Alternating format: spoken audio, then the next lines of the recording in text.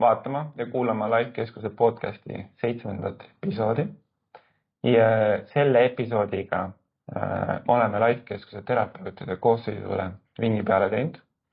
Aga see ei jää kindlasti selle Lifekeskuse podcasti viimaseks episoodiks. Toome teieni kindlasti edaspidi erinevaid teemasid, millega me poole on kliendid pöördunud, näiteks depressioon, ärevus, ATH, läbipõlemine, aga nendele keskendume siis tulevikus. Täna on meie fookuses Lifekeskuse Kuressaare filiaali terapeut Mari-Liis Otstavel, kes siis hoiab ja toetab inimesi saare peal. Ning räägime Mari-Liiga siis tema kogemustest, meie biofeedbackist, kuidas ta tema selleni jõudis ja mis teda selle teraapia juures ka hoiab. Tere, Mari-Liis! Tere! Enne kui me läheme selle terapeudi rolli juurde, alustaksime sellest, et alustame otsast algusest. Mis enne seda tegid? Nii, mis ma tegin enne, kui mina jõudsin biofeedback teraapiani. Kunagi, kui ma keskkooli lõpetasin, siis ma pidin ju minema ülikooli, sest nii oli kombeks. Ja suhteks prompt otsus oli see, et ma läksin Tartusse.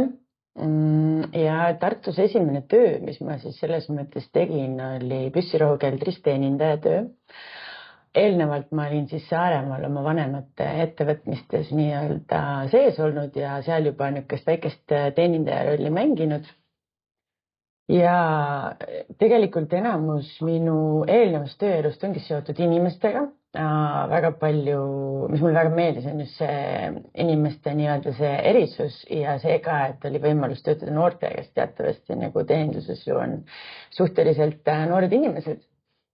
Ma töötasin tegelikult Tartus siis 6 aastat, kuni ma jõudsin Saaremaale tagasi ja selles mõttes teenindaja ma vist sain olla äkki aasta-poolteist ja sealt edasi saime juba vahetuse vanemaks ja teenindusjuhiks ja siis peale seda võibki öelda, et kuni terapeudi ametini, nimetame seda ametiks, olime nagu pigem sellisel juhtival positsioonil. Ehk siis niisugune meeskonnajuht ja inimestega töö. Et inimesed on mind terve elu kõitnud ja selles mõttes on see alati põnev olnud. Lihtsalt nüüd natuke teises rollis kui siis. Okei, sa oled väga mitmed pidi nagu kokku puutunud inimestega, inimese suhtlusega ja nende siis mõnes mõttes ka teenindamise ja abistamisega. Ja, sest juhtiv töö on selles mõttes ühtepidi, sa pead inimesi motiveerima, sa pead neid panema ühise eesmärgi nimel tööle, aga inimesi on väga erinevaid. Ja selles mõttes on see väga huvitav väljakutse, et ka juht sa võid olla väga erinevad pidi, sa võid olla diktaatorlik juht, kelle sõna maksab, sa võid olla nii-öelda see liider, kes pigem näitab oma eeskuju kätte, mismoodi võiksid asjad ettevõttes käia, et selles mõttes on väga erinevaid võimalusi juht olla ja kui detailideni sa juhtima pead, et kas sa pead alati oskama seda tööd, mida need inimesed nii-öelda sinu alluvuses teevad või sa annad neile seda usaldust ja sa tegeled pigem nagu meeskonna juhtimise ja nii-öelda selle teise poolega, mitte selle töö sisu poolega, et seal on nagu väga palju erinevaid võimalusi sellele nagu läheneda ja see on nagu väga põnev olnud, aga üks ühine nimetaja on see inimestega töö, et ma olin nii-öelda Püssirohukeldris kuni 2011. aastani ja siis oli ka nii vahva oli vaadata, kuidas iga aasta ma võtsin tööle sinna järjest nii-öelda nooremaid inimesi, ehk siis mul oli nagu see nii-öelda tunnetus, et alati siis nii-öelda noortega said töötada.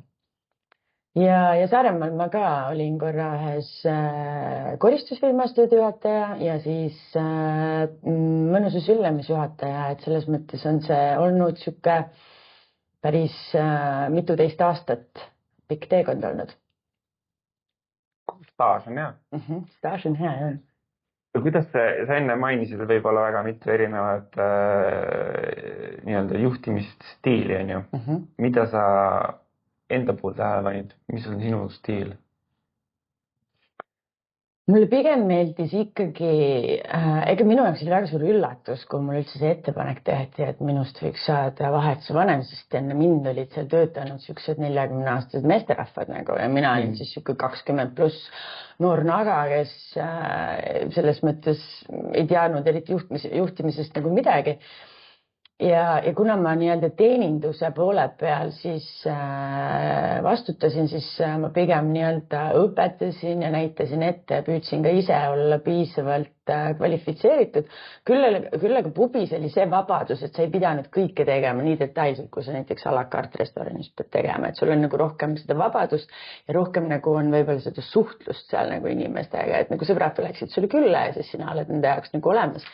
Et selles mõttes seal oli nagu erinevaid, see oli väga põnev aeg selles mõttes, et erinevaid inimesi, erinevaid situatsioone, nii klientide, kas või ülemuste või siis ka nii-öelda kolleegidega, et selles mõttes samamoodi, kui sina küll vastutad selle teeninduse poole eest, aga tegelikult terve suur maailm on ju seal köögi poole peal, kus kokad on, et kuidas need suhted seal nii-öelda oleksid head ja kuidas seal nagu laveerida, et selles mõttes on see siuke põnev maailm ja ma arvan, et eriti veel tänapäeval iga noor inimene, kes astub nii-öelda iseseisvuse poole, siis mingil hetkel ta võiks vähemalt ühe suve või mingi perioodi teeninduses töötada. See on tohutult hea kogemus just suhtluse poole pealt, sest ma mäletan esimest korda, kui me pidime lauda tellimust võtma, mul on siiamaani see inimene meeles, jalg värises, hääl värises, kõik oli nagu väga hirmus, aga tegelikult päris kiiresti sain aru, et inimesed on toredad, head ja selles mõttes on nad nagu sinuga sõbralikud, et see on lihtsalt põnev viis avastada erinevaid nii-öelda inimesi. Siinkohal oleks jah küsida, mis on su kõige suurem väljakutse olnud seal klienditeeninduses? Mul tuleb kohe meelde üks hästi konkreetne ülesanne, et kes on käinud, siis Püssirohu kelder on hästi suur pubi ja oli minu meelest siuke jõulupidude aeg, kus terve maja oli broneeritud, siis mina nii-öelda vahetuse vanemana vastutasin selle eest, et kõik oleks nagu nii-öelda okei ja siis kõik lauad olid broneeritud, kõik olid ettevalmistused tehtud. Ja siis juhtus seal üks väga kole intsident, kus üks purjus noormees tegi midagi sellist, mida ta tegema ei peaks. Ja ilmselgelt keegi seal kõrval nagu istuda ei tahtnud ja siis mul oli vaja kiiresti välja mõelda, mismoodi ma ära lahendan, et ma need lauad sinna majja nii-öelda sobivatesse kohtadesse nagu sätin, et kõigil oleks edasiselt nagu hea olla. Et see oli võib-olla siuke kõige ekstreemsem olukord. Aga ütleme selle pubitöö koha pealt ma ütleks seda ka, et mul oli nii-öelda võimalus näha ka sellel perioodil siukseid prominentsemaid inimesi, nimetame siis neid nii. Ja siis ma sain väga kiiresti aru, et ükskõik mis tööd sa teed või kus tuleb sinu sissetulek või kui suur rahakott sul on, siis kui on piisavalt alkoholi, siis tegelikult muutuvad kõik ühesuguseks. Et selles mõttes inimene on inimene, et vahet ei ole, mis ta teeb või kes ta on, et see mõnes mõttes on siuke hea lihtne teadmine, et me kõik oleme inimesed ja me võime eksida ja sellest ei ole mitte midagi. Ja teebki meid täiuslikuks. Täpselt. Aga kuidas sa sellel teekonnal siis just Mer Biofeedbacki otsa sattusid? Tegelikult minu väga suur käivitaja oli koroona. Koroona oli nagu võib-olla kõige suurem siuke nagu olukord, mis seda kõige rohkem veel trigerdas. Ma arvan, et ma olin kuskil 19, kui ma selles mõttes nimetame seda iseendaga tegelemiseks, aga et ma sain aru, et mul ei ole hea ja see, mis ma teen, kes ma olen, mis ma olen, et see oli minu jaoks suur segadus ja ma selles mõttes selle hetkeni, kuni ma jõudsin Mer Biofeedback teraapiani, olin ma 2 korda ravinud depressiooni ja selles mõttes nii-öelda need kehatundmused olid sellised, mis mulle ei sobinud, et keegi ei peaks selles mõttes ennast nii halvasti tundma. Ja ma otsisin nagu kõigest sellest väljapääsu, aga koroona veel eriti nagu võimendas seda just nimelt läbi selle, et sulle pandi peale mingid piirangud, nagu, mis olid nii nagu, sa ei kujutanud ette, et sa nüüd ei tohi kodust välja minna või sa ei tohi igapäevaseid asju nagu teha, et see oli nagu minule nagu täiesti mõistuse vastane. ja ma nägin Lifekeskuse reklaami ja siis see kuidagi kõnetas mind. Ma olin hästi skeptiline, kui ma esimest korda teraapiasse tulin, tohutult skeptiline. Ja ma ei rääkinud, ma olin selleks hetkeks juba läbi nende depressioonide ja võib-olla ka erinevate nii-öelda läbi arutamiste, sest mulle väga meeldib nagu asjadest rääkida ja arutada ja neid erinevaid vaatepunkte elult saada. Siis selleks hetkeks ma olin veits väsinud sellest, et hakkad jälle otsast pihta, et mismoodi, kuidas, et siis ma läksin sinna teraapiasse täiesti sellise null ootusega, et ma lihtsalt lähen, ma proovin, ma annan sellele võimaluse, ega ma ei teadnud ka, mis see on. Minu põhihirm oli see, et ega keegi ometi ma mõtteid lugema ei hakka nagu, et see oli nagu see koht, aga selle teraapiaga oli see huvitav lugu ka, et peale seda esimest seanssi, ma ei tea miks, aga kui ma selle teraapiatoolist püsti tõusin, siis ma küsisin, et kuidas minust võiks saada terapeut. Ja selles mõttes sealt hakkas see asi nii-öelda hargnema. Mul oli sisemiselt täiesti, ma ei oska seda selgitada, kus see tuli, mis see oli, aga sest ma ju enne selles mõttes olin väga konkreetselt juhitööd teinud, mul oli selles mõttes, koroona küll oli asjad sassi jäänud, aga mul oli nagu pigem niisugune siht oli silme ees, onju. Aga sellel hetkel ma lihtsalt tõusin püsti ja küsisin ja see oli mu jaoks endaks ka, et kus see nüüd tuli, onju. Ja see tee avanes mulle ja see on olnud väga-väga põnev teekond. Kus sind kõnetas see teraapia, tol hetkel see teraapia, kes see teraapiat läbi viis? Ma ei oska öelda sulle, mis see kõnetas selles mõttes, et terapeut, ma ei ütleks, et terapeut mind nii väga kõnetas, ega ma sellest teraapiast ju ka, ma tõusin püsti, ega ma ei saanud aru, et midagi muutunud kohe niimoodi läks. Aga lihtsalt see mingisugune impulss minu sees nagu kuidagi pani mind seda ütlema ja see lõi minu jaoks täiesti uue teekonna. Ma saan aru, et sa oled siis ravinud depressiooni 2 korral. Mis teraapia liike või tehnikaid sa siis enne seda proovisid, katsetasid? Selles mõttes ma olin siuke reaalne inimene, et realist, et kui sul on nagu midagi kuskilt valutab või sul on haige, siis sa oled arsti juurde. Ja selles mõttes ega minu maailmapildis ei olnudki väga palju muid teraapiaid, et oli nagu see teaduspõhine ja siis olid mingid muud asjad nagu. Et nendega ma nagu väga ei otsinud või ei puutunud ka kokku. Ja ma väga ei olnud ka niisugune lugeja, aga kuna ma sain aru, et minu enesetunne on juba nii halb, siis kuidagi see psühhiaatri juurde minek oli see, mis tundus nagu, mis tuleks nagu ette võtta ja see psühholoogiline abi sinna kõrvale. Mul on nagu selles mõttes, see oli väga huvitav kogemus just nimelt ka hiljem ise terapeudi rollis olles, et mismoodi see nagu nii-öelda siis meie teaduspõhine ja haigekassa poolt doteeritud nagu nii-öelda vaimne abi nagu välja näeb. Ja näiteks sel teisel korral, kui ma depressiooni ravisin, siis psühhiaatri ütles mulle nagu kohe, et oled sa kindel, et sul midagi on. Nagu mõtlesin, et no mul tundub, et see asi nagu on väga hull. Ei, no sul ei tundu eriti midagi olevat. Ja siis ta andis mulle siukse küsimustiku, mille ma ära täitsin ja siis, kui ta sellele peale vaatas, okei, et jah, et siin on nagu vaja tegeleda sellega. Et selles mõttes, ega ma väga muust kohast ei osanudki abi leida, aga lihtsalt ka see psühholoogi juures käimine ja võib-olla ka oma sõpradega oma elu jagamine lihtsalt oli mind nii ära väsitanud sellest sama jutu ketramisest nagu. See nagu ketrad seda just sama jutt, aga mingisugust nagu punkti või lahendust ei ole või mingit konkreetsest muutust nagu ei tule jah, et selles mõttes nagu räägid, et kuidas kõik on halvasti, aga mismoodi paremini saaks seda teadmist nagu kuskilt peale jookse. Aga mis sind selle Mer Biofeedbacki juures siis kõnetas, kui seda reklaame nägid? Lihtsalt, et see oli nagu need teed, mida me selleks hetkeks siis proovinud ja mida küll ei olnud väga palju, aga need kuidagi ei aidanud mind ja selles mõttes just selles koroona situatsioonis ei olnud ka väga palju kohti, kus sa saaksid minna, sest me olime suhteliselt isoleeritud. Siis see kuidagi kõnetas, ma panin aja, ma nii-öelda tulin ja ma selles mõttes isegi sellel hetkel, kui ma selle terapeudi küsimuse esitasin, ma ei saanud aru, et see teraapia mulle selleks hetkeks midagi loonud oleks. Aga iseenesest juba see, võib-olla see terapeudi jutt kuidagi nagu siis mingil tasemel nagu minuni jõudis, sest ma ei rääkinud talle vastu mitte ühtegi sõna nagu, et ma olin nagu väga kahtlustav, et noh, mis sa mulle nagu siis nüüd siin ütled enne minu enda kohta.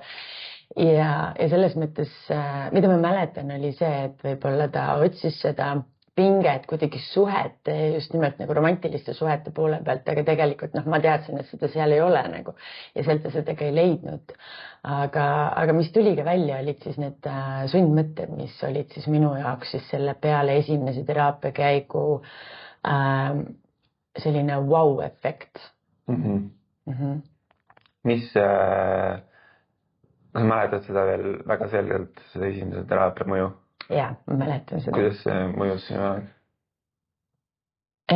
Sundmõte on midagi sellist, et või minu jaoks vähemalt oli see midagi sellist, et kuna me olime päris palju suletud, ehk me siis ei suhelnud nagu väljast inimestega, olid ka oma perekonnaga koos või oma lähedastega ja sellist nagu väljapoole käimist väga ei olnud, siis ma teadsin, et need mõtted, mis mul peas on, et kogu aeg nii-öelda käisid ringi, see üks sama nii-öelda mõte, mis lõpuks ta tekitas mu kehas nagu sellise pinge, et mingi hetk ma sain aru, et ainuke koht, kus ma natukene lõdvestuda või lõõgastuda saan, on siis, kui ma lähen vanni.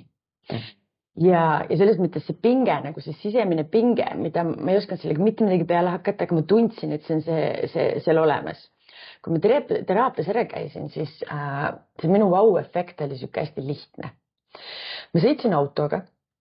Ja siis ma märkasin, et oi, mul ei olegi raadio nagu põhja keeratud. Tavaliselt, kui ma nagu natuke vaikust pakkuda, siis nagu raadio on põhjas. Ja siis ma vaatasin, et vau, et pilved on taevas ja päike paistab. Ja siis ma sain aru, et see oli selline hetk, mida ma tegelikult praegusel hetkel ka väga hästi mäletan. Et see oli see hetk, et ma olin seda kõike näinud, aga ma ei olnud seda tajunud niimoodi, et nagu päriselt, et kuskil mujal on veel maailm peale minu pea sees olevaid mõtteid nagu. Ja see nagu oli sellise koht, mis pani mind nagu liikuma. See on just see, et sa tuled sealt mõttetasandilt, kehatasandilt, sa reaalselt nagu tunned, tajud ja näed, mis toimub ümberringi, mitte see, et siin ainult üks asi käib. Täpselt. Mul oli sarnane efekt kunagi holistilise nelikuteraapiaga, kui ma esimest korda sinna läksin. Mul oli hästi palju sundmõtteid, mõte kogu aeg samamoodi ketras. Tolleks hetkeks oli ta see üldse elus teine teraapia, kus ma olin käinud. Ja siis, kui sa käisid seal teraapias ära, seal paluti keskenduda iseendale, hingamisele, see oli kõik minu jaoks nagu uus. Ja siis ma mäletan seda, et otseselt ma küll seda teraapia tolle hetkel mõju ei mäleta, sest et ma minu teada oma ühtegi pilti sealt ette ei tulnud, mul oli täiesti blank. Aga mul jääb sellepärast see meelde, et kui ma pärast teraapiaruumist ära läksin, siis see andis mulle nii palju, et ma sain vahepeal keskenduda iseenda hingamisele ja olukorrale. Et kui ma õue läksin, siis ma tajusin, et tuul, puud. Ma isegi tunnen see, kuidas ma jala sammu haaval nagu kõndides tajun seda maad.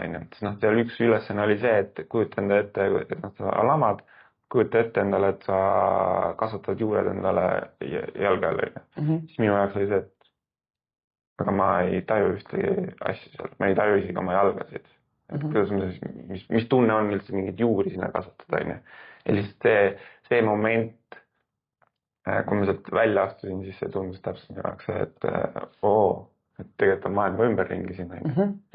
Et ma eeldan, et siis umbes enam mingi sarnane tundmus. Ja, see selles mõttes on sarnane, et kui me oma mõtetes nii hullult kinni oleme, siis me ju istumegi seal ja seda, mis meie ümber on, me üldse ei taju. Ja siis, kui sa väga pikalt seal oled, siis võid avastada, et siuke kuu ja aasta ja vahel ka 2 aastat on lihtsalt mööda libisenud. Ja kogu su maailm ongi ainult sinu mõtetes istumine ja kuidagi ei saa edasi ega tagasi. Et seesama esimene teraapias käik see ei teinud selles mõttes mind kohe korda, sest tegelikult see kogu minu nii-öelda olek ei olnud ju tulnud ka mingist ühest konkreetsest sündmusest ehk koroonast, vaid see tegelikult oli, see foon oli mul ikkagi väga-väga pikalt olnud, ma arvan, et selleks ajaks juba kuskil +10 aastat erinevatel nii-öelda, kuidas ma ütlen, siis raskusastmetel, aga sealt ma sain liikuma ja selles mõttes see oli nagu hästi oluline ja märgiline hetk minu jaoks. Kui sa nüüd toimetanud oled nii terapeudi rollis kui ka tegelikult tees seda teraapiat ise endale, on ju. Mis on sinu jaoks kõige suurim avastus olnud enda kohta läbi selle teraapia? Kõige suurem avastus on minu jaoks olnud see, et me tajume emotsioone erinevate nimedega. Ehk siis, kui ma teen näiteks ka kliendile teraapiat, siis ma võin olla näiteks kurbuse nii-öelda sagedustes, aga tema üldse ei arva, et temal kuskil mingi kurbus on, mis kurbus, et see võib olla hoopis mingisuguse muu nimetusega tunne. Et ma olengi nagu selle teraapia käigus aru saanud, et me ei kasuta neid emotsioone või ei nimeta neid emotsioone alati ühe nimega. Et näiteks kui me paneme siia ritta, et on kurbus ja on ängistus, on ahastus, on leinatunne, siis kuidas sa neid mingit pidi nagu oskad üldse panna ritta, et mis midagi tähendab, et see tuleneb hästi palju läbi meie elukogemuse, et mina ka näiteks, kui me võtame leinatunne, minu jaoks oli see, et keegi suri ära ja see on leinatunne. Aga leinatunnet tegelikult me võime tajuda siis, kui me kolime, vahetame töökohta, mis iganes selline muu muutus meie elus nagu toimub, et see on nagu selles mõttes minu jaoks hästi oluline fakt, et me ei taju elu ühtemoodi ja teine asi võib-olla on see, et mis mulle selle teraapia puhul meeldib, on see, et see on ikkagi see konkreetne sagedus. Vahet ei ole, mis nimi tal on, aga kui tal on pinge, ta näitab seda, ma saan seda tasakaalustada. Ja kui sellel sagedusel on asjad korras, siis sellega on okei, et vahet ei ole selles mõttes, mis ta nimetus nüüd täpselt on. Ta annab sulle selle valdkonna ikkagi teada, on ju. Et see on nagu, ja näiteks üks hea näide on ka, midagi võib-olla sina tead, et kui me kirjutame see tahvlile sõna kass, on ju, siis mida sina tajud selle sõnaga, mida mina võin tajuda, need võid kaks täiesti erinevat asja olla. Et samamoodi on ka emotsioonidega, et me ei pea alati nagu võib-olla isegi kõigest nagu täpselt aru saama. Sest mina ka üks väga reaalse inimesena alati tahtsin neid seoseid saada, kust midagi tuleb, mis on millega seoses on. Aga tegelikult peale seda, kui ma selle vabaks lasin, siis hakkas nagu palju lihtsam, et me ei pea nagu alati teadma, mis on millegiga seoses on. Elu on elamiseks. Täpselt nii. Ja see on, minu jaoks on ka täpselt sama punkt, et toob väga konkreetselt ära, et see on see sagedus, on ju. Et see tegelikult on nii palju tehtud neid katseid või neid teadlaste poolt ka erinevaid, kuidas need on testid, on ju, et küsitakse inimeste käest, et kuidas sa ennast tunned, et kas sa tunned ennast kurvana, masendunud, kas sa tunned ennast ärevil, kas sa tunned ennast, ma ei tea, vihasena, on ju. Ja teatud inimestel on nagu arusaamad ja nad on väga ilusti nagu pannud, on ju, teatud need siis valikud, aga kui palju tegelikult, ma täpselt seda protsenti mäletan nüüd, aga kui palju tegelikult inimesi pani need kõik samad emotsioonid ühte gruppi. Ja ma tunnen ennast lihtsalt vandisti. Aga ma ei tea, kas on kurbus, kas on ärevus, kas on viha. Et ka enda klientide puhul mõningatel juhtudel märganud, rohkem küll meeste seas seda, et tullakse istutakse maha ja öeldakse, et mul on tugev ärevus, on ju. Siis kui me vaatame ärevuse sagedused, siis tegelikult need on jumala paigas. Aga kus see on tegelikult ärrituvus. Ja ärrituvus on põhjas, on ju. Et see on täpselt see, et kuidas me tõlgendame, kuidas me tegelikult aru saame, on ju, ja kuidas me mõistame. Okei, tuleme klientide juurde, et selles mõttes see teraapia on toonud sinu ellu muudatusi. See on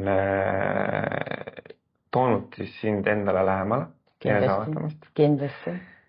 Võib-olla ma, enne kui sa järgmise küsimuse küsid, siis võib-olla ma räägin siia väikese eelnõu ka ära, et minu jaoks on hästi võib-olla üks väga oluline koht, kus oli veel siuke väike lükke iseendaga tuttavamaks saamisele, oli see, kui mu lapsed sündisid, et selleks hetkeks, kui ma MERV biofeedback terapeudiks nii-öelda õppisin, siis mul oli 2 last ja siis ma selles mõttes juba enne sain aru, et ma ju tahan oma lastele parimat. Ja siis ma ju võin rääkida, et tee nii ja ole selline ja siis oled nagu närvihaige seal kõrval on ja paugud, vihastad väga kiiresti, süütenöör on umbes selline on ja et siis ei saa ju neid ka seda nõuda, kui sa seda neile ette ei näita, sest see, milline sina oled, seda nad näitavad sulle kohe ära.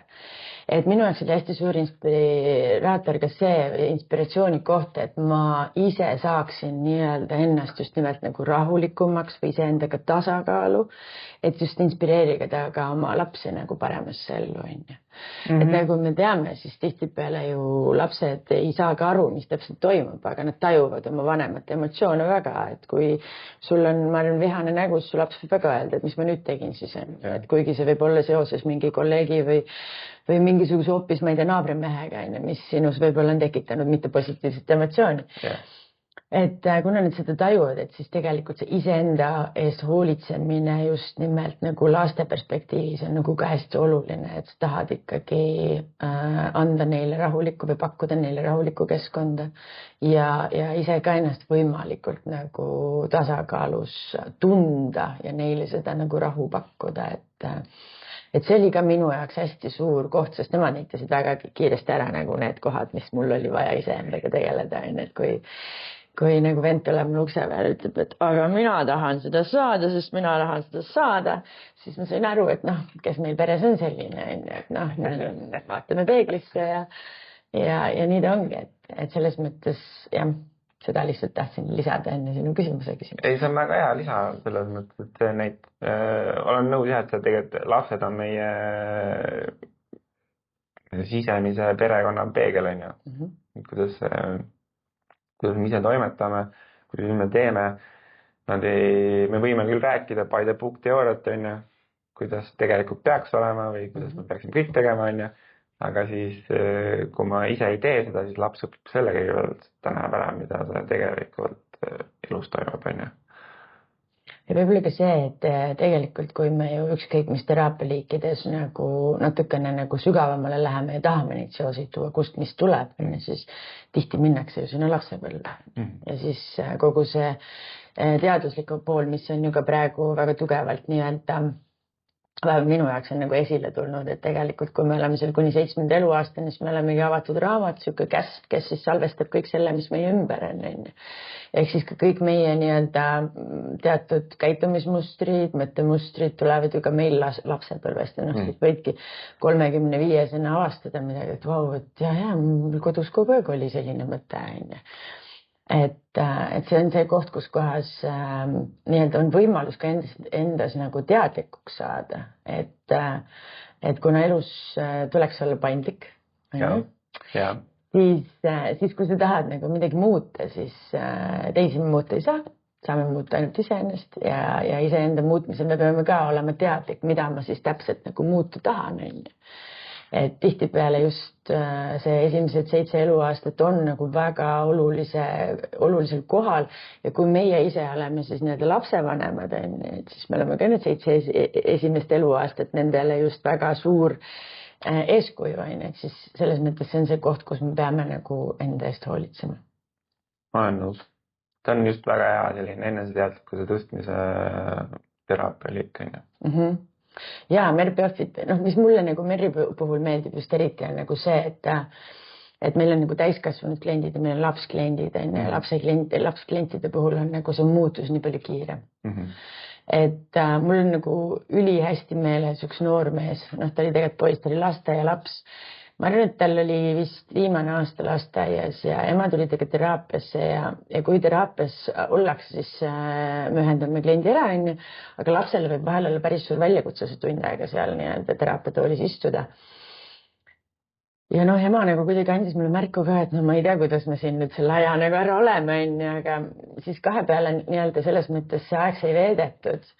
Ja need käisid teraapias mul äkki 3 või 4 korda ja ma mäletan üks 3. või 4. korral, kui nad tulid siis teraapiasse. Ma ühendasin lapse ära ja siis ema võttis üks hästi kihvti tupperware karbi, võttis sealt välja erinevad kaardid ja nad hakkasid mängima mängu, et küsis, et ma ei tea, et millised on siin metsloomad, millised on koduloomad. Ja siis ma tegelikult sain aru, kuidas tegelikult selle 3 korraga lapses oli toimunud tohutu rahunemine. Et selle esimesel seansil tal tõesti oli keeruline olla, et sa pidid teda kogu aeg nii-öelda kas temaga mängima või kogu aeg nagu temaga suhtlema või midagi selles mõttes tegema. Aga see 3., 4. ma nägin, kuidas tema nagu iseendaga olemine oli nagu muutunud palju mõnusamaks, et see ongi see, et kui meie lasteaialapsel on nii-öelda lasteaiarühmas käitub halvasti, ei kuule sõna, siis tegelikult tihti ei tulene sellest, et ta on kuidagi halvasti kasvatatud või tal on midagi viga, üldse mitte, või tema sees võibki olla niisugune nagu rahutuse tunne, et ega lapsed ise ka ei oska nagu öelda, kui sa ise mäletad lapsepõlvest, et jonn tuli peale, miks see tuli, kes seda teab, on ju.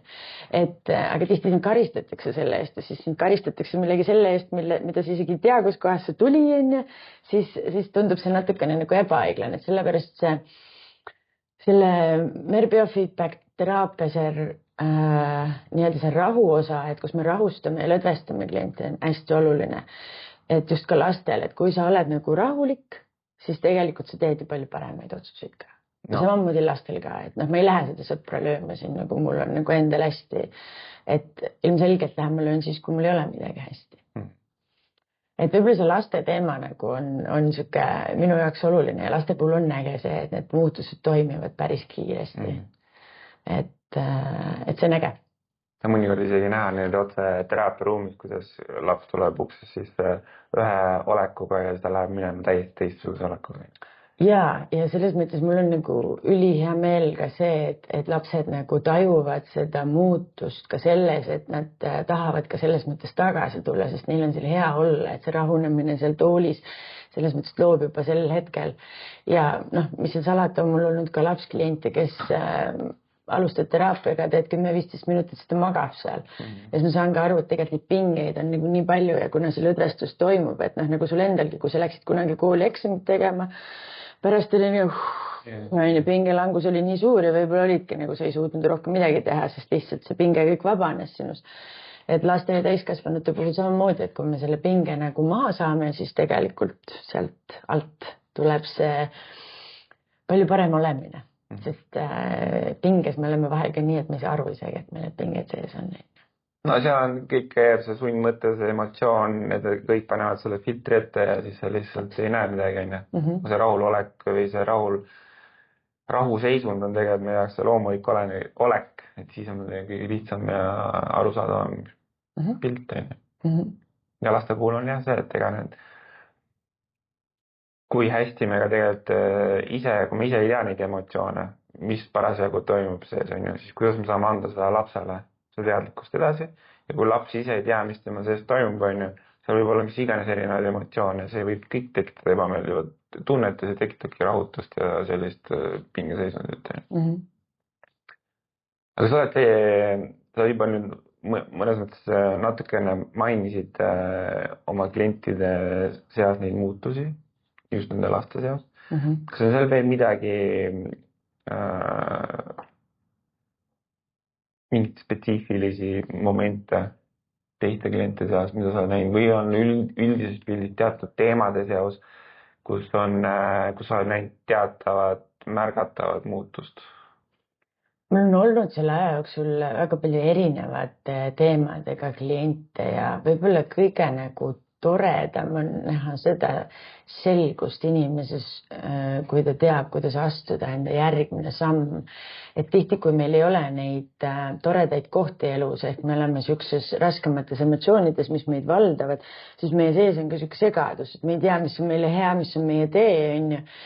Et võib-olla see on see kõige nagu toredam nagu tagasiside, kui ma näen seda selgust selles inimeses, et ta ei pea seda minule ütlema mingit pidi, aga lihtsalt ka see, et ta nagu on saanud nagu lootust kuidagi või ta teab seda suunda, kuhu ta edasi tahab minna, sest tihti see segadus hakkab meile endale esitama küsimusi, ehk siis mis edasi, kuidas ma tahaksin, kuidas ma saaksin endale ma ei tea, rahu pakkuda, kuidas ma saaksin paremat tasakaalu leida, ükskõik mis küsimused need on, aga neid vastuseid ei tea ju mitte keegi teine kui see inimene ise, ehk see klient ise on ju.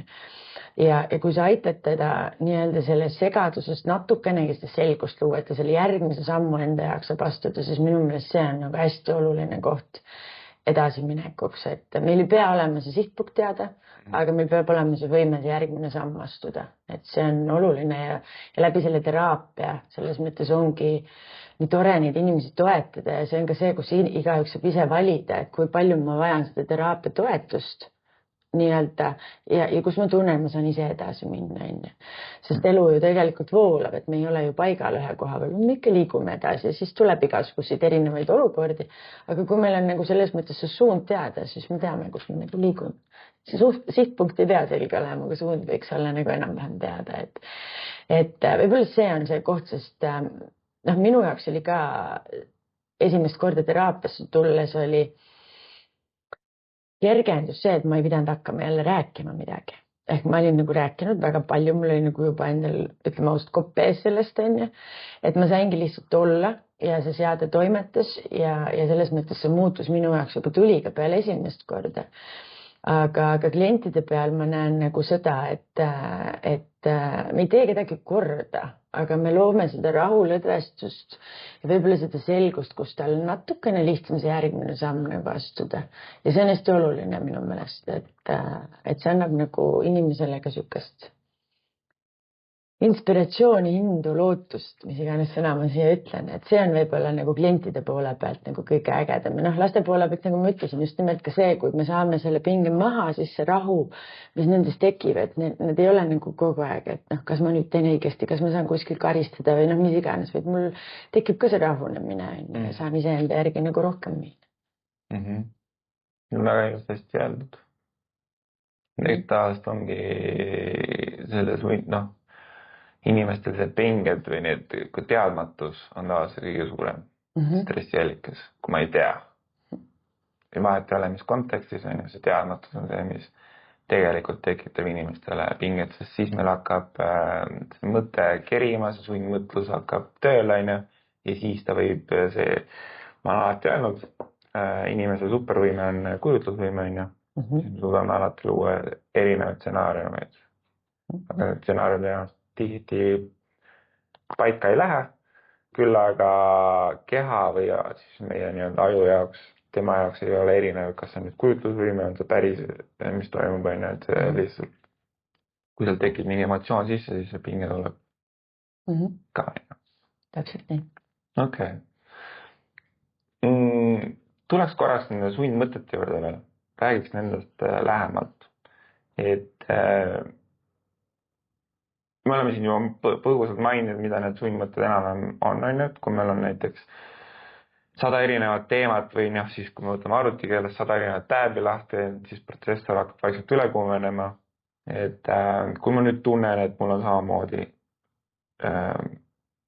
selline tiirlemine peas, kus 100 mõtet käib, vait ei jää, aga ma keerlen kogu aeg ühe sama asja. Kuidas see MER-biofeedback neid aidata saab? Otse öeldes siis ta võtab sul selle fooni maha, et minu kogemus ja selles mõttes ta võtab neid mõtteid vähemaks, sest mul on nagu küsimus, kas mõtteid saab valida? Teatud hetkel küll, aga teatud hetkel nagu tundub, et ei saa. Et see võib olla väga raske vahel, aga me saame neid valida. Ehk siis selles mõttes, kui me saame selle otsa lahti just nimelt näiteks läbi teraapia, kui sa saad neid sundmõtteid nii-öelda vähemaks ja sul on ka see teadmine, et sa saad ise suunata oma mõtteid, et need ei ole midagi, mis on täiesti minu kontrolli alt väljas, siis me saame ka selles mõttes neid mõtteid paremini juhtida, et siin on see hea näide, kas või ütleme siis, et kas klaas on pooltühi või pooltäis, et me võime diskuteerida selles osas nagu väga palju. Aga see on ka võib-olla, ma tooksin siia võib-olla paralleeli ka selles, kuidas meid on õpetatud seda vaatama, et kas see on pooltäis või pooltühi. Ja kui me siis avastame, et tegelikult see, et ma kogu aeg näen, et kõik asjad on pooltühjad ja midagi on puudu, siis tegelikult see näitab mulle seda, et see selline mõtlemisviis ei ole minu heaks, nagu see ei toida minu teed. Ja kuna meie aju on tegelikult õpetatav samamoodi, nagu me need mustrid oleme endale sisse õpetanud just läbi nii-öelda kogemuste, siis me saame õpetada ka positiivseid asju.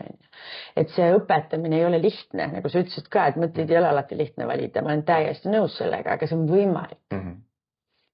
Ehk siis, kui me sellest võimest ka aru saame, siis tegelikult teraapia on hästi toetav, et ta võtab sul kihi haaval maha neid foone, mida sa enam ei vaja.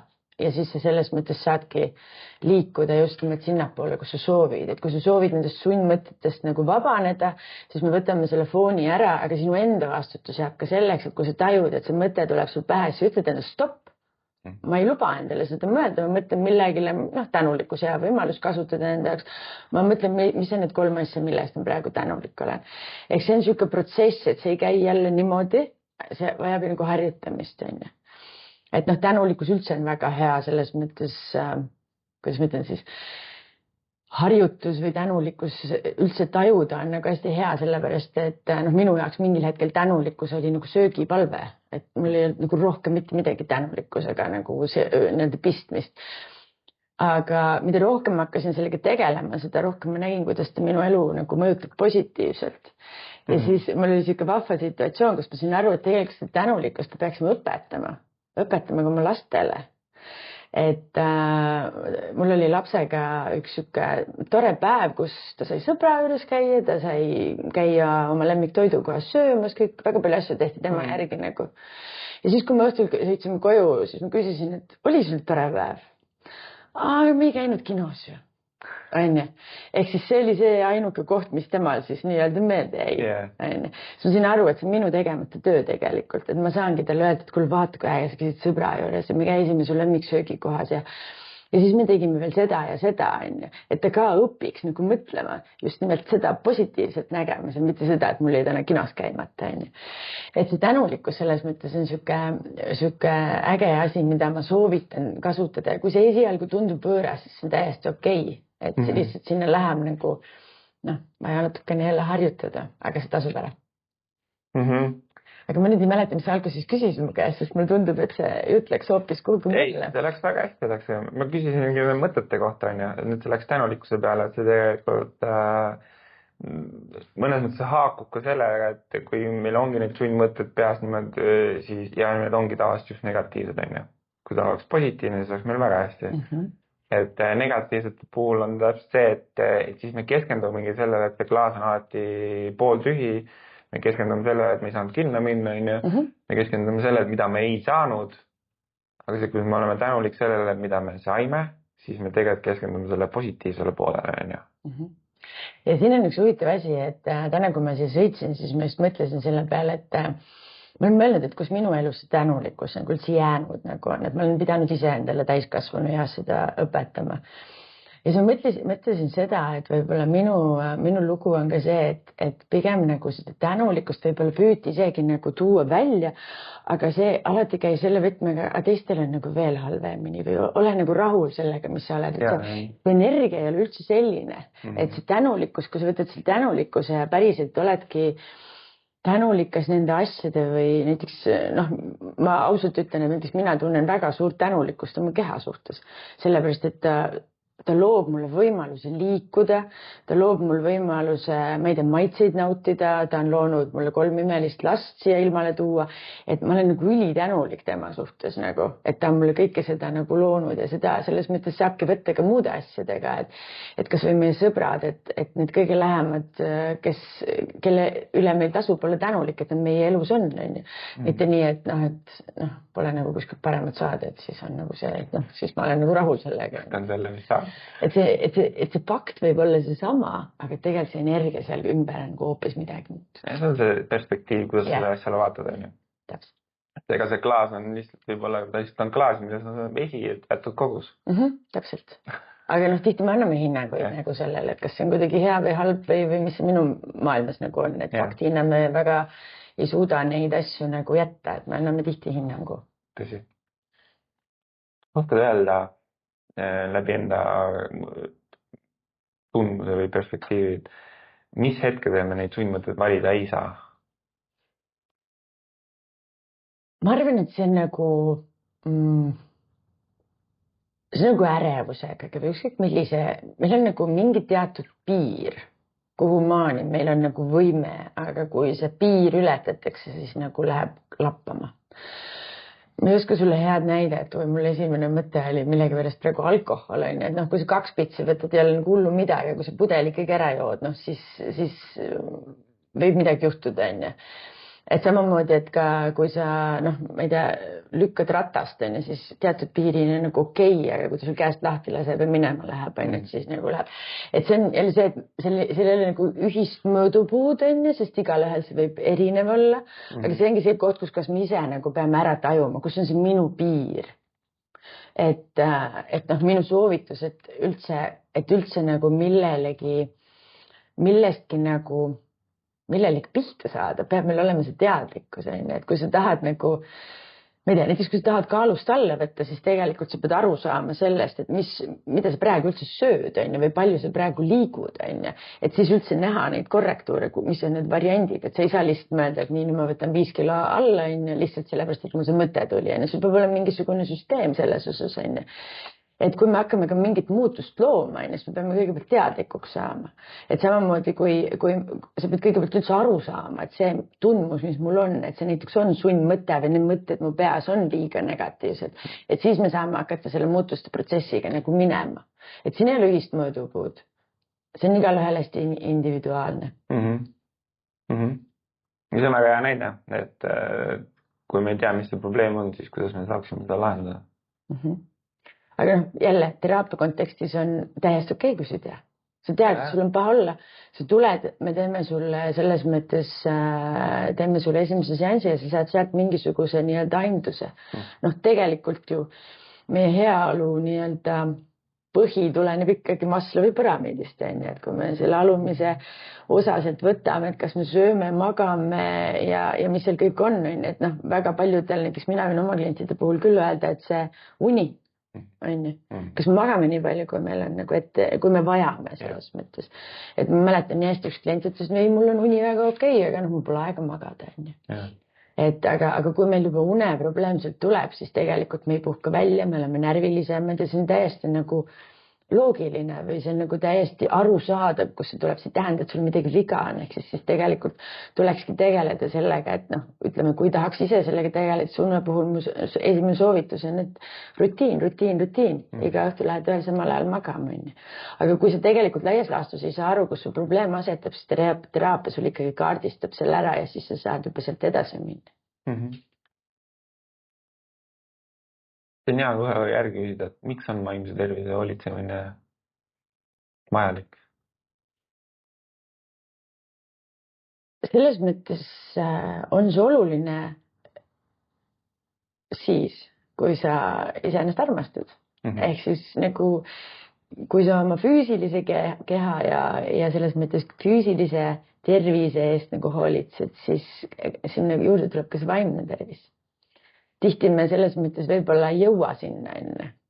Et kuna see vaimne tervis ja füüsiline tervis on laias laastus ikkagi seotud, siis tihti selle füüsilise häda taga me hakkame nende vaimsete teemadega ka tegelema, et see on nagu, see seotus on nagu väga suur. Aga ega ei pea selles mõttes, et inimesel on endal valida, et kui inimene selles mõttes ei taha, siis ta ei pea seda nagu tegema. Aga see elukvaliteet lihtsalt on niivõrd palju parem, kui sul on ju head mõtted peas. Kui su keha on aktiivne, sa liigud.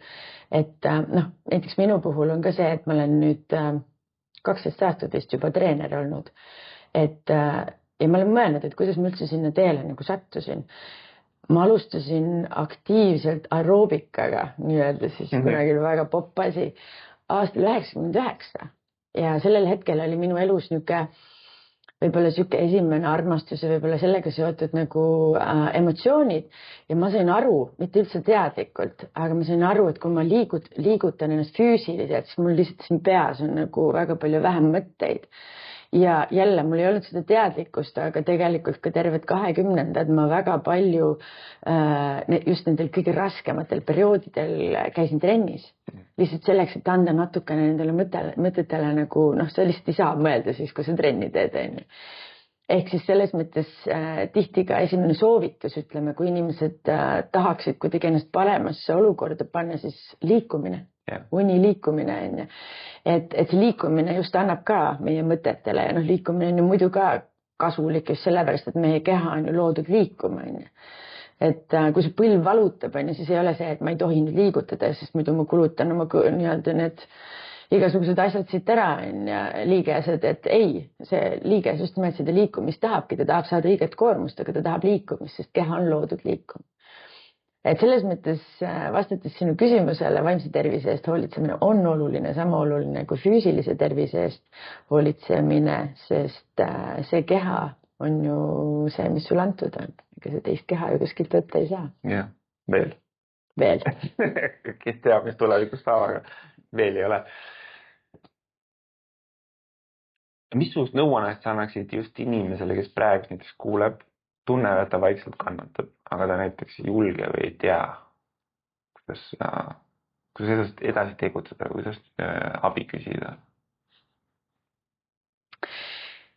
See on väga hea küsimus. Esiteks, üks asi, mis mulle siit kohe välja paistab, on sõna kannatama. Et kannatused on eestlastele nii omased. Tõsi. Et me ikkagi oleme, ja nagu sa ei ole nagu õige eestlane, nagu sa ei kannata. Ja siis ongi küsimus, et kas sa pead kannatama? Kui sa tahad kannatada, sul on õigus kannatada. Aga kas sa tahad kannatada? Nüüd teine pool sellest on see, et üldse minu meelest on nagu kaks head küsimust.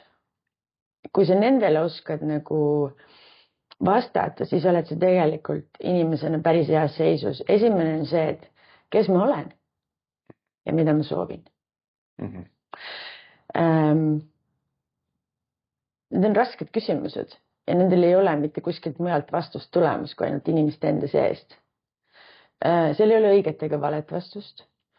Aga nii palju, kui ma inimestega olen rääkinud, siis kui küsida, et mida sa soovid, siis nad võivad rääkida mulle tundide viisi asjadest, mida nad ei taha. Aga kui sa suudad ära formuleerida selle, et mida sa soovid, siis see on jälle see koht, kuhu poole sa saad liikuma hakata. Ja see ei tähenda seda, et ma soovin endale punast Porschet, muidugi see on okei, kui sa soovid punast Porschet, siis tuleb hakata ka nii-öelda tööd tegema ja raha koguma. Aga kui sa soovid rahu, siis igapäevaselt sa saad astuda sammu edasi selle poole, kuidas sina endale seda rahu suudaksid nii-öelda luua. Ja nüüd teine asi on see, et eestlastele minu meelest on väga omane see, et me ei küsi abi kunagi. Sest kui ma küsin abi, siis ma ju nagu oleks võlgu kellelegi või ma oleks nagu kuidagi saamatu sellepärast, et ma ei saanud ise hakkama nagu. Et eriti minu meelest võib-olla ma ütleks, et meestel on veel eriti raske, et sa pead oskama autot parandada, siis sa pead oskama remonti tegema, siis sa pead oskama lastega õppida, siis sa pead oskama veel miljon asja. Tegelikult naistel samamoodi, aga tegelikult ei pea ju. Kui see auto läheb katki, siis sa lähed autoparandusse. Sa ei pea seda ise seal, mis siis õlivahetus on juba lihtne, keerad korgi lahti või mis iganes seal vaja teha on. Aga sa ei pea seda ise tegema, kui sul on olemas spetsialistid. Et samamoodi selle vaimse tervisega ka, et kui on olemas inimesed, kes tegelikult tegutsevad sellega süvitsi, siis kui sa soovid, sa võid lugeda läbi 25 raamatut ja sa saad kindlasti targemaks, sa saad oma mõtteid sealt. Aga kui sul ei ole aega ja sa valid, et võib-olla selle aja, mis ma raamatuid loen, ma veedaksin näiteks oma lastega, siis sul on ka selleks õigus. Ehk sa võid tulla teraapiasse, sa võid proovida, mis iganes sind kõige rohkem nagu kõnetab. Et siin ma loodan, et järjest rohkem meie nooremate seas abi küsimine selles mõttes läheb tavapärasemaks, sest minu meelest minu generatsioon võib-olla natukene vanemad, et see on kuidagi häbi, kui ma küsin abi, aga tegelikult ei ole, ei pea kannatama, kui sa ei vali kannatust. Aga kui sa valid kannatust, siis on ka okei. Aga mina ütlen, et ei pea kannatama.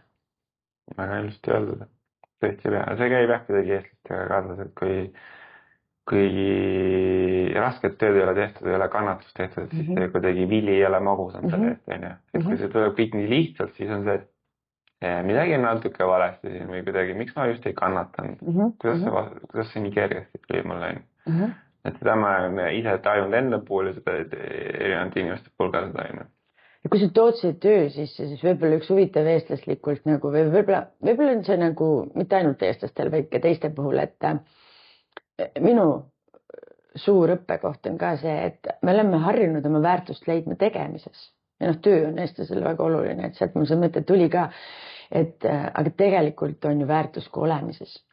Ehk siis just ka lähedaste puhul, et ma ei tea, lähed vanaemale külla, siis vanaema ei pea sulle seal parimaid sööke tegema, vaid tegelikult oleks ju lihtsalt tore ja see energia on nagu siuke toetav, kui sa temaga koos kas või telekat vaatad. Või sama nagu laste puhul ka, et ma ei pea tal, kõik riided ei pea kohe olema pestud, on ju, et tal on kohe kapis seal valida 7 erineva outfiti vahel või ma ei pea selle söögi tegemisele kulutama 2 tundi, on ju. Et see olemine on ka väärtus ja kui me selle enda sees nagu kätte saame, just millegipärast nagu eestlaste puhul see kõnetab mind veel eriti, siis meie elu kvaliteet nagu läheb ka paremaks, sest me ei pea kogu aeg tegema selleks, et me oleksime väärtuslikud. Ma just tean. Mis metoodikat sa enda jaoks kasutad? Kuidas sa iseennast hoiad?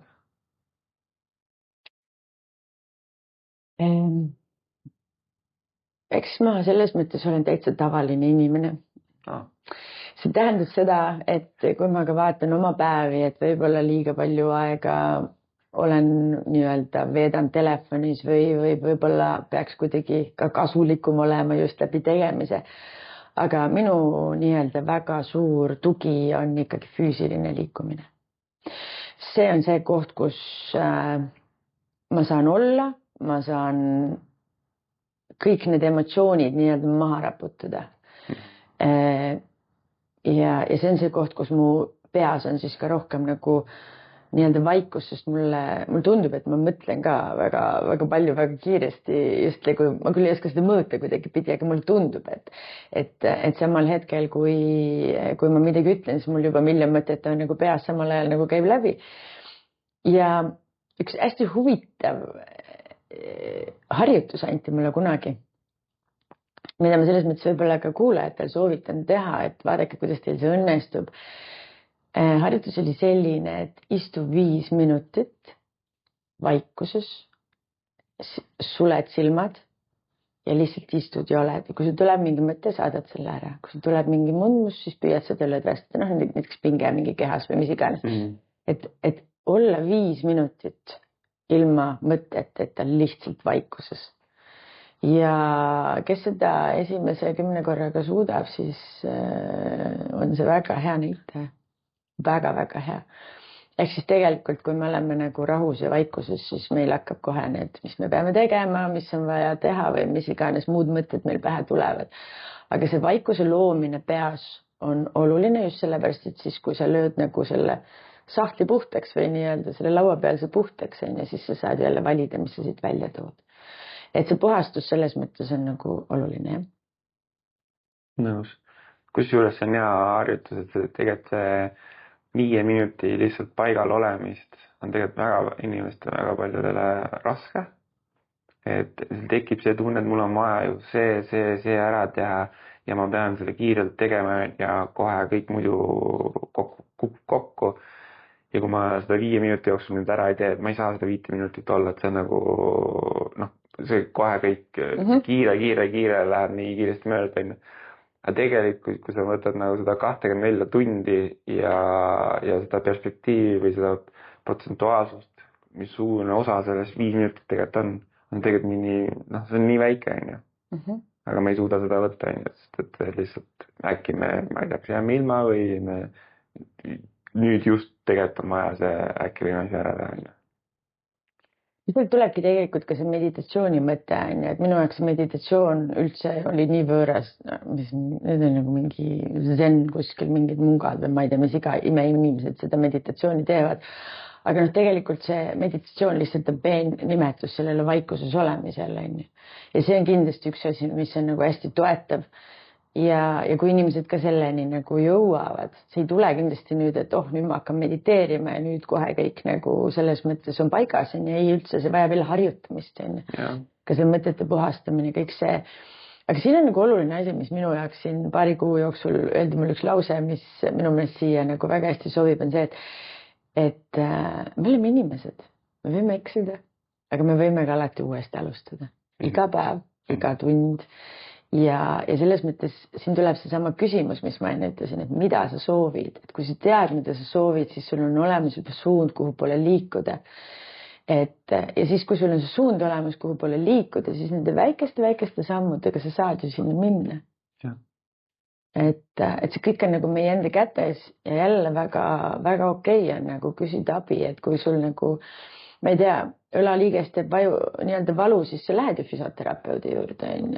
Kui sul on mis iganes teemad sul on, sa lähed ju selle ala spetsialisti puhul, et samamoodi ka nii-öelda vaimse teemade puhul, ja see ei tähenda, et sul peab midagi hullult viga olema, vaid see on lihtsalt see, et me nii-öelda toetame ja võib tulla üks kord, võib tulla mitu korda vastavalt nii-öelda sellele probleemile. Aga kui sa ka selles segaduses oled, sa saad jälle rohkem selgust ja sa saad lihtsamalt oma suunda pidi nagu edasi minna. Ja on okei, kui sa tead, et praegust ma soovin seda teed, aga selle poole tee pealt tuleb välja, et tegelikult ma ei taha seda teed, siis on okei ka astuda kõrvale ja teha teist teed. Siin ma küsin alati küsimuse selles mõttes, ma küsin sinu käest ka, et kas on elus valesid otsused? Tegelikult see tol hetkel võib tunduda, et on vale otsus, aga kokkuvõttes hiljem nagu suurema pilti vaadates ei ole kunagi olema valesid ja õiged otsused on lihtsalt otsused. Tegelikult selles hetkes, kui sa tunned, et sa paned selle vale otsuse templi ette, siis tegelikult sa õppisid midagi sellest. Sa said enda kohta midagi teada, et kui sa arvasid, et sulle võiks kalastamine meeldida, lähed sõpradega kalale ja näed, et ikka ei ole minu jaoks, ma olen rohkem jahimees. Siis selles mõttes niisugune lihtne näide, aga tegelikult sa tead, mind terveks eluks, ma ei ole kalamees, ma ei lähe sinna. Et ma olen jahimees ja ma tahan jahile minna või valida hoopis midagi muud, et võib-olla esimesed 20 aastat oled jahimees ja siis hakkad üldse võib-olla topiseid tegema, mis on nagu järgmine saam sealt edasi. Et see paindlikkus elus on nagu minu meelest tõesti oluline ja sellepärast neid valesid otsused väga ei ole, sest see vale koht, kus sa siis sellel hetkel arvad, et sa jõuad, annab sulle tegelikult väga suure info sellest, kes sa oled, mida sa soovid, mida sa tahad ja et see, kus ma praegu olen, ei ole see koht, kus ma olla tahan. Kõige raskem on alati siis, kui me otsuseid ei tee ja me oleme paigal ja siis me kannatame ja meil on halb. Siis ei liigu, vaid me oleme lihtsalt selles ühes tiigis, mis tegelikult vist kasvab rohtu nagu. Täpselt. Mis ei liigu, on ju. Ja see on hea mõte, et mul läks nüüd endal mõte eest ära. Ja see on aga, see oli hea mõte. Tuleme nüüd rohkem siuksesse eraellu või sinu nii-öelda igapäevaellu, on ju. Mis on mingi olukord või raamat või ka asi või koolitus või kursus, mis iganes, mis on sulle nüüd toonud siukest momenti või siukest perspektiivi muutust, et nii saab ka või? Neid raamatuid on mitmeid, aga ma arvan, et ma vastaks sellele küsimusele niimoodi, et Eckhart Tolle Kohaloleku jõud andis mulle üliraske raamat. Ma ei tea, kas sa oled lugenud? Ei ole, soovitan. Igal juhul, kui sa 1 lehekülje päevas loed, siis täiesti piisab, sest seal on nii palju mõtteainet, on suhteliselt õhuke selles mõttes. Aga minu teema puhul oli see, et kuna depressioon tihti seostatakse ju ka mineviku mõtetega, siis mina istusingi selle minevikus. Aga see sama raamat andiski mulle selle tundmuse, et tegelikult seda minevikku ma ei muuda. Ükskõik, kui palju ma aega seal veedan, kui palju ma kahetsen, kui palju ma süüdistan, ükskõik, mida ma teen, ma ei muuda seda. Ja tulevikuga, mida seostatakse rohkem ärevusega ju öeldakse selles mõttes laias laastus ka, et muretsed, aga see ei juhtugi, täiesti mõttetu muretsemine.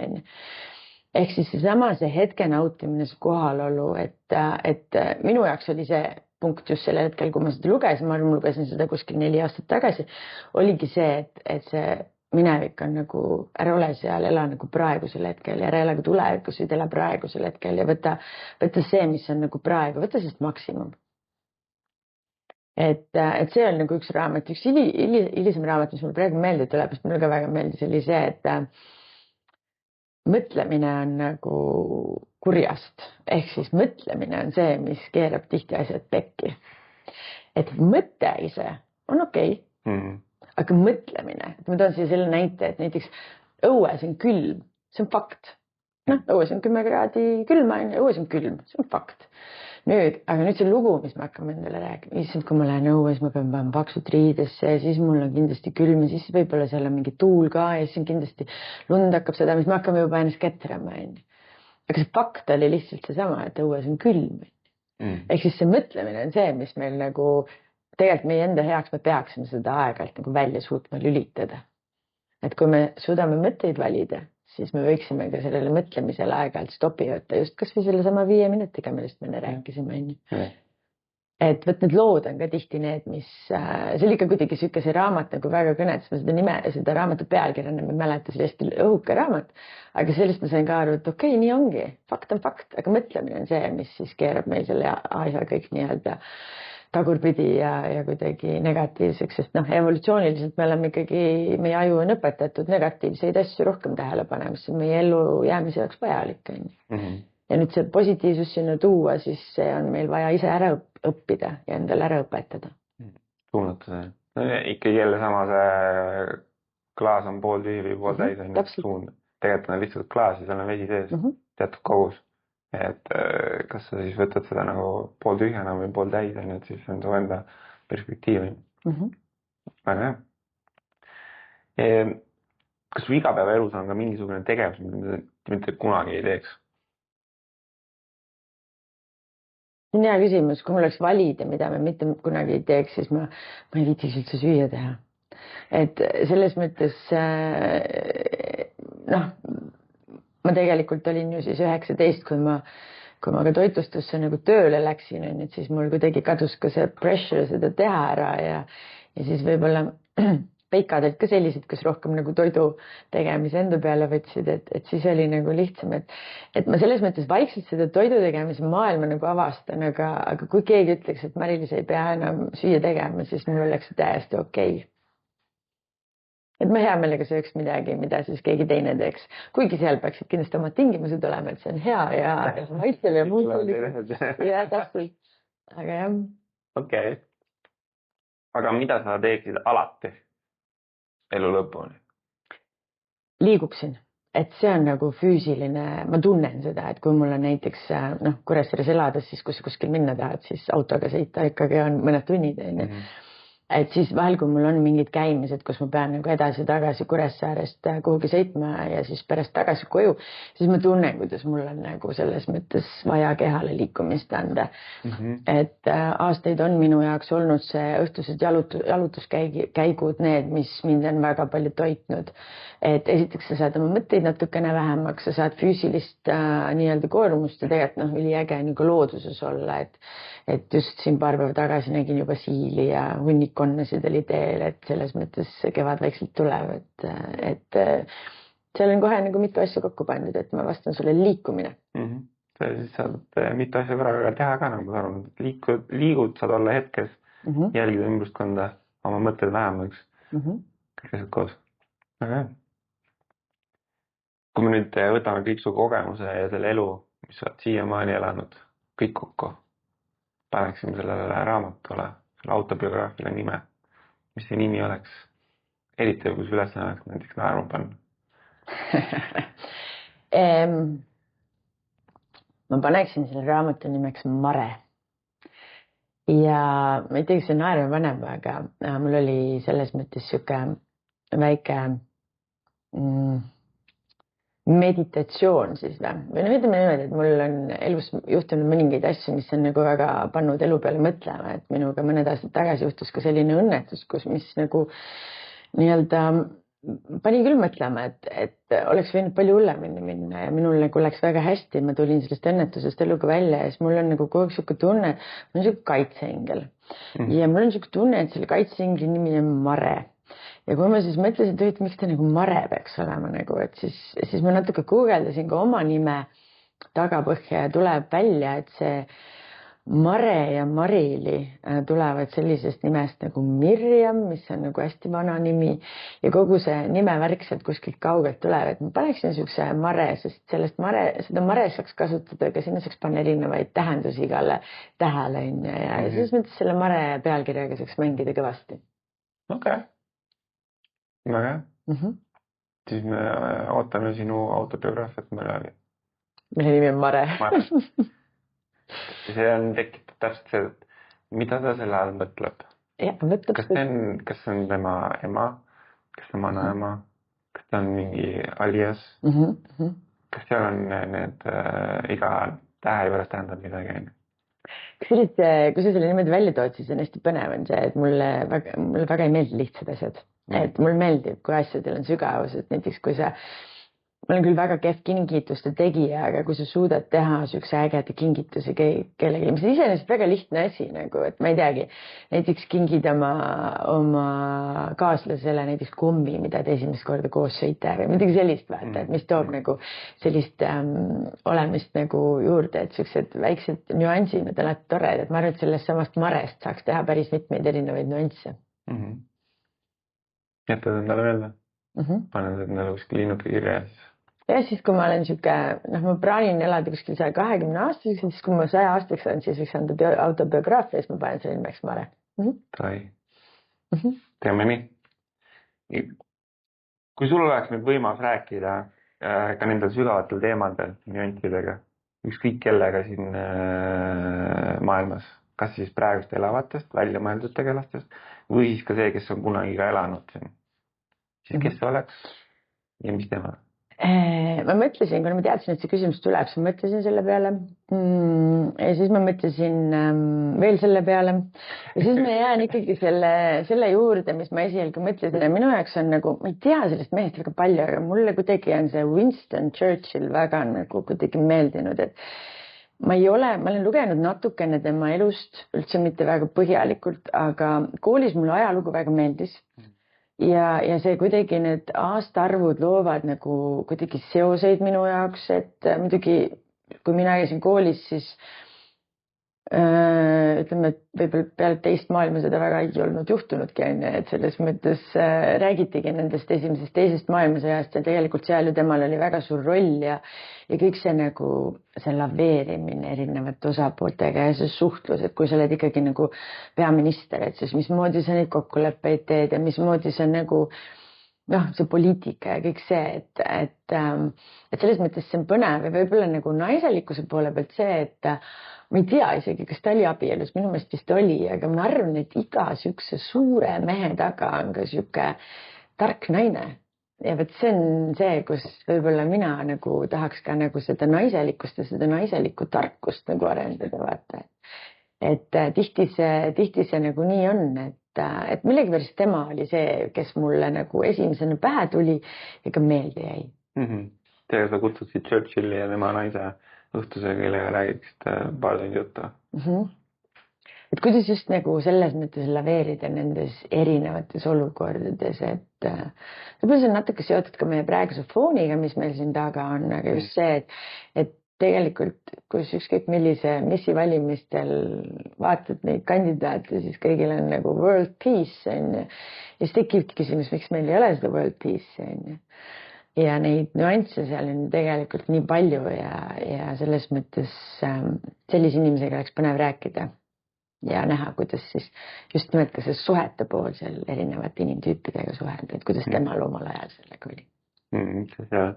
Väga erinevate inimestega tuleb väga erinevalt suhelda, samas sa pead olema väga kiire ja väga paindlik ja väga muutustega kohanev, et vastavalt olukorrale su mõte justkui nagu alati justkui nagu mitu sammu eespool on. Täpselt nii.